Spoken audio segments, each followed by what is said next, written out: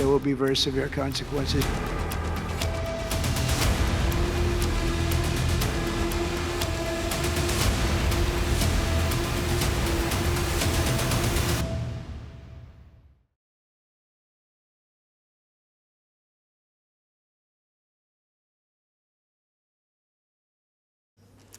Just one more day left.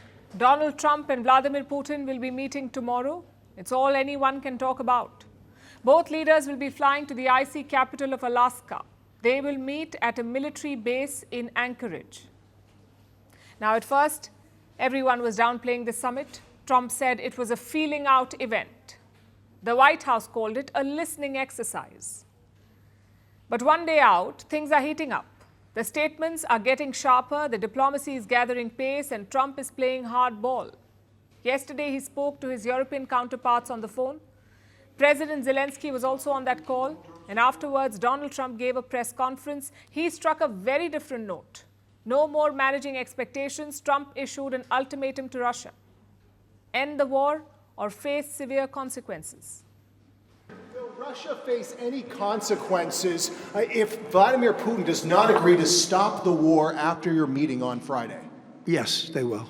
Yeah. What will the consequences there will be be? consequences. Sanctions, tariffs? There will be, I don't have to say, there will be very severe consequences. Well, that changed fast. How does a listening exercise end with severe consequences? Either Trump is confusing the agenda or he's changed his mind. And if it's the latter, if Trump has indeed changed his mind, then Europe may have played a role. Let's hit rewind now. Last week, Trump's special envoy visited Moscow. He met Putin for close to 3 hours. In those talks, Moscow made a proposal. Ukraine will cede land in the eastern Donbas region. In exchange, the front lines would be frozen. Apparently, Trump liked that proposal. He agreed to meet Putin and seal the deal. Later that week, Trump informed Zelensky about this plan, and that's when alarm bells rang. Ukraine launched a diplomatic offensive. Zelensky spoke to 30 world leaders in 1 week, 30 leaders. His goal was to rally his allies, basically use Europe to shape Trump's mind. Which brings us to yesterday. All that diplomacy ended with a high-stakes phone call. European leaders and Zelensky spoke to Donald Trump. They conveyed 3 red lines. 1, no crucial decisions without Ukraine.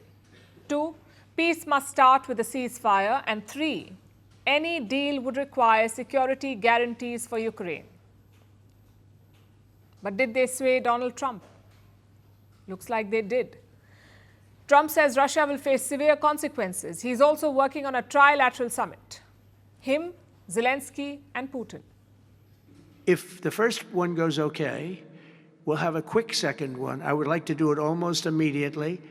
And we'll have a quick second meeting between President Putin and President Zelensky and myself, if they'd like to have me there. And that would be a meeting where maybe it could be absolutely work.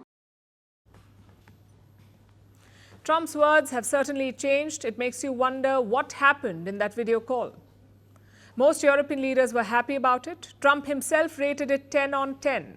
We heard some statements after the call. President Macron of France, Prime Minister Starmer of the UK, Chancellor Merz of Germany, all of them sounded optimistic.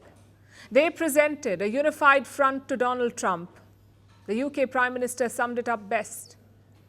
Firstly, and obviously, there can be no negotiations about Ukraine without Ukraine. And that's been a long-standing principle of this group.